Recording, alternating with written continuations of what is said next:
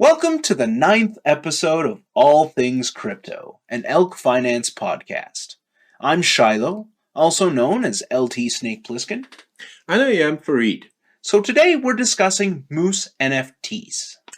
Please keep in mind, we are not financial advisors and this is not a financial advice. If you're looking for a financial advice, please find a licensed advisor in your area. And we're not going to sit here and tell you to buy Moose, right? We're just going to tell you about it, right? And what we know and why we're excited. It's the coolest thing to buy, though. It's not financial advice. Sorry. It's our mission in the Elk Finance podcast to provide resources to people who are interested in crypto, interested in DeFi, all sorts of things. So if we get something wrong, please let us know. We always welcome your feedback. We're really here to, as we say, learn and share ideas. So get in touch with us on Telegram. Tell us directly at our Telegram chat link, which is t.me/elk_finance_chat. And you can find me again at LT Snake Plissken. So, without further ado, maybe we can get started. Perfect. Today, we're going to talk about NFTs a little bit. And specifically, this episode is going to be focused on Moose.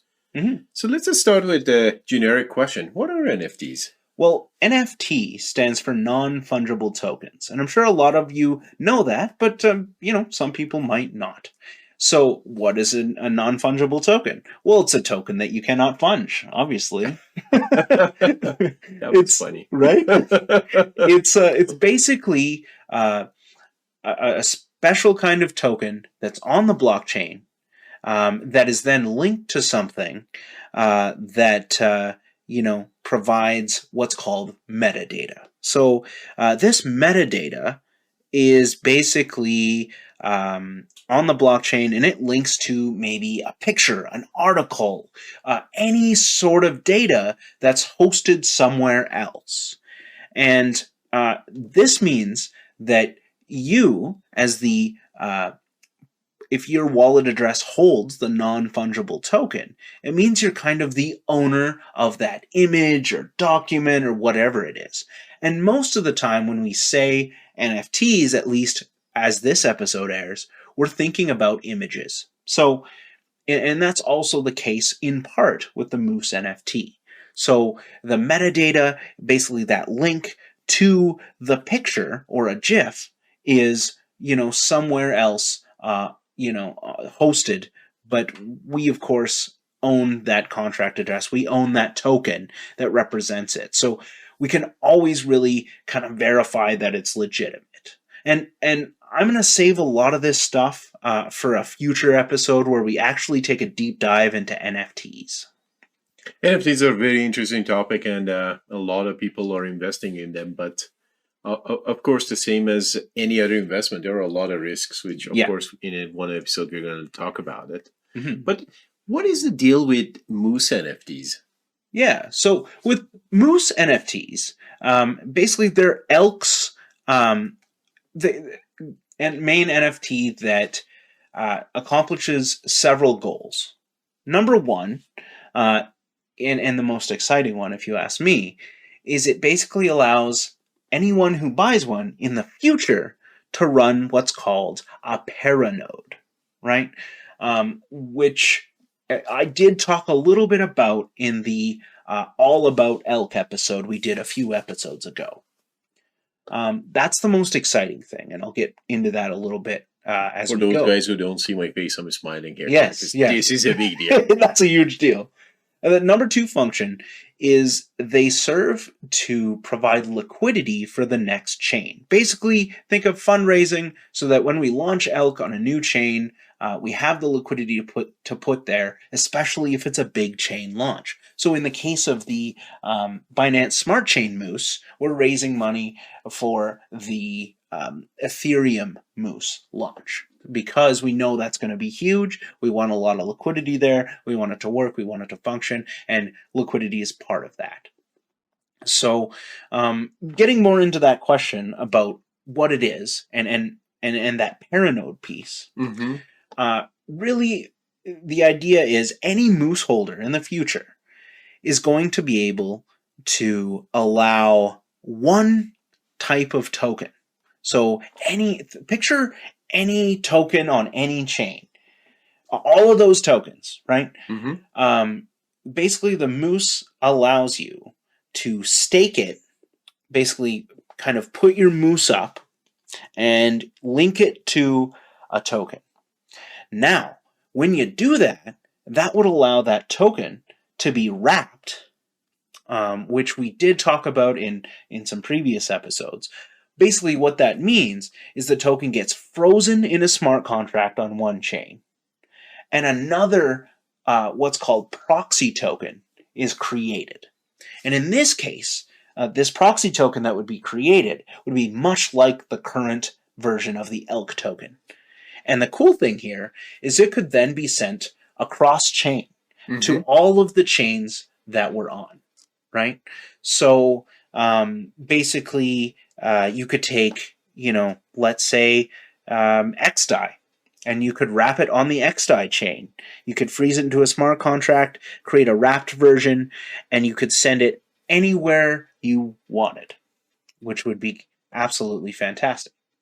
I just want to remind the listeners, this is just not a typical NFT. This has a huge function.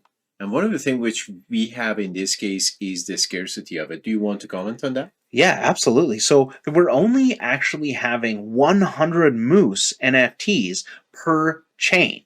So that means there can only be 100 different proxy tokens that are launched from one chain to all the others, which, seems like a lot, but you think about actually how many crypto projects are on each chain, right?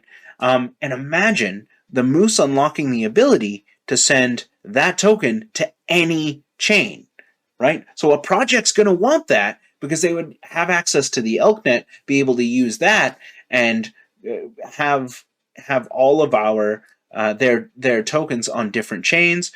They could then have farms on those chains to provide liquidity. They wouldn't even have to use ELK's farms. They could use their own. It wouldn't matter. They could use ELKnet behind the scenes on their decks, right? They wouldn't even have to necessarily, go through us. It's just a function that they would use. And of course, that unlocks the potential for fees for ELKnet, maybe burning a bit of ELK, spending here and there, providing liquidity for future things we decide to do, as well as rewarding stakeholders. So that basically allows you, as the Moose holder, to, lend it, rent it out. You could sell it at that point when that functionality is available. So that's a lot of stuff, but that's what it's about. Yeah, it's a very important to notice that this is not a typical NFT. You are not buying it because it's beautiful, and it's beautiful. Yes, I'm father of 2, and I love them. But they have a massive utility size to them, which I personally love. But as a father of 2, and hopefully expanding my family going forward, why is the Moose so expensive now? Didn't it used to be $600? Yeah. So it did used to be only $600 a Moose. Now, a few reasons for that price increase. One is just I think we're at a point where people can really visualize the use case of the Moose and the proxy token. This whole idea of just how big the Moose could be, and if you're asking, in the case of the BSC Moose, 2.5 BNB, you're asking for 2.5 BNB for basically a ticket for a project to deploy on as many chains as they want. You make your own mind up about that, of course. Yeah, but I remember we used to get really nice airdrops every time we got the Moose. And now, not only is it more expensive, but also you don't get the airdrops. Yeah, exactly.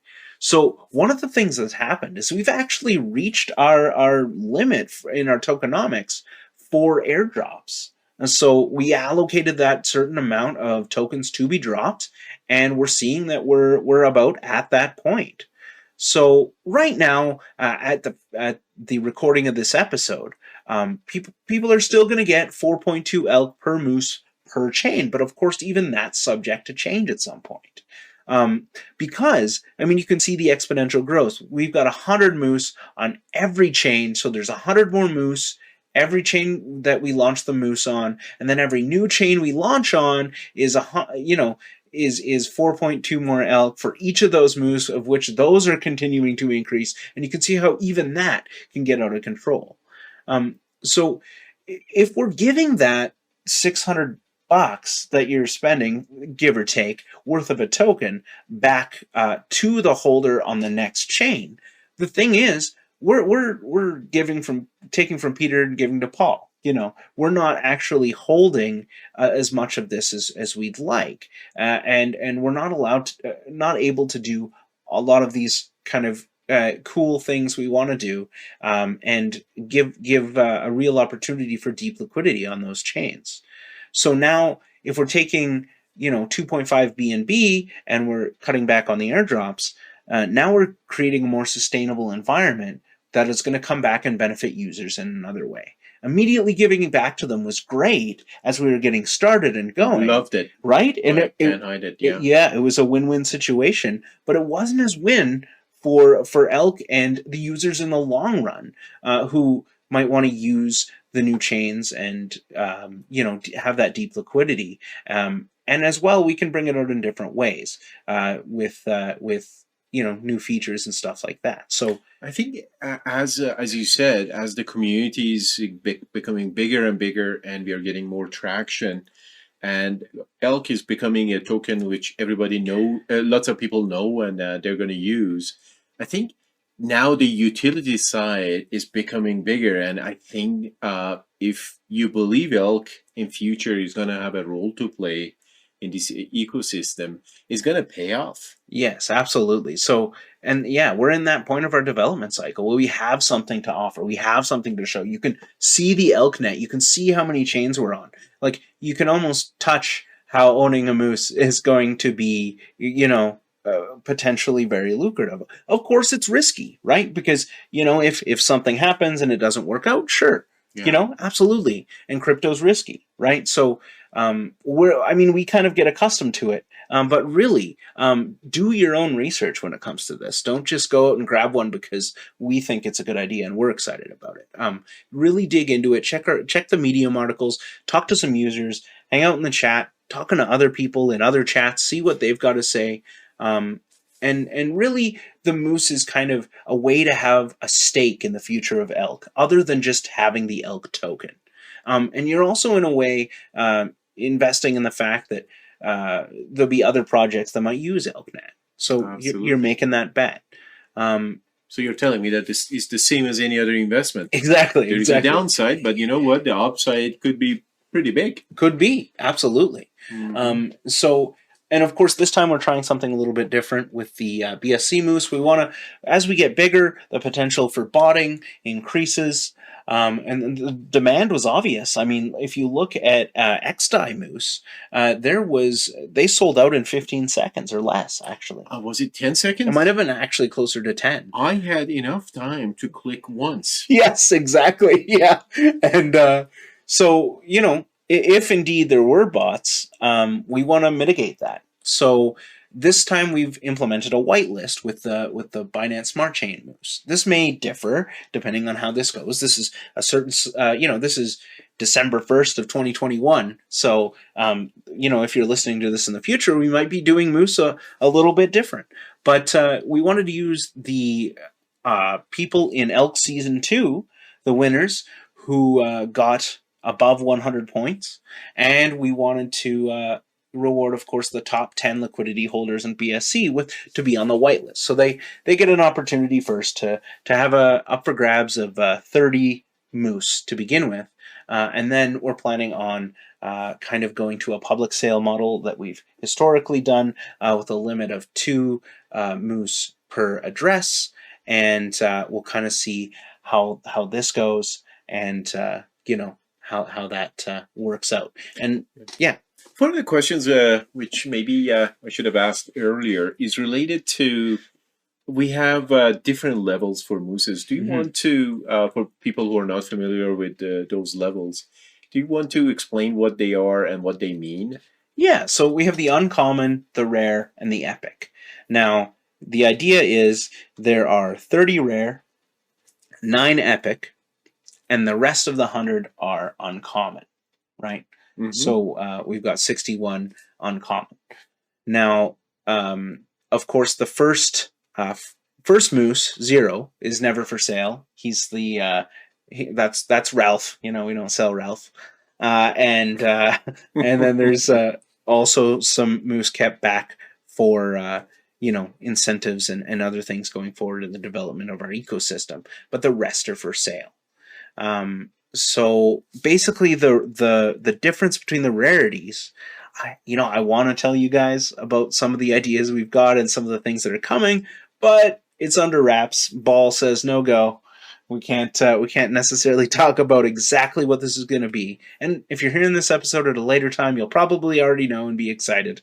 But we do have exclusive benefits coming for holders of the epic moose, rare moose, and some for the uncommon as well, right? We want all moose holders to benefit, but of course they're going to be, a little bit a tiered reward system based on rarity, right? Not only that, there's less epic. There's only 9 of them, and there's only 30 rare. So those are always going to be worth more. There's some exclusivity there to begin with, but there are going to be exclusive benefits directed towards them. So definitely stay tuned for that. I should say that all of them are beautiful. Yes, they are. And Absolutely. if you have one, or if you're lucky to get one this weekend, maybe once a month you can grab a glass of wine and just open your wallet and just sit there and just admire it. That's right. It's beautiful. That's right. All right. So I hope we answered all your questions about the Moose NFTs. And yeah, we really enjoyed chatting with you guys today. And yeah, so we'll talk to you in the next episode. The same as always. Thank you so much for joining us, and we will see you soon in the next episode. And as always, find Elk Finance on Telegram at t.me/elk_finance_chat, and leave us a line if there was anything you thought about the podcast. Thanks so much. Cheers.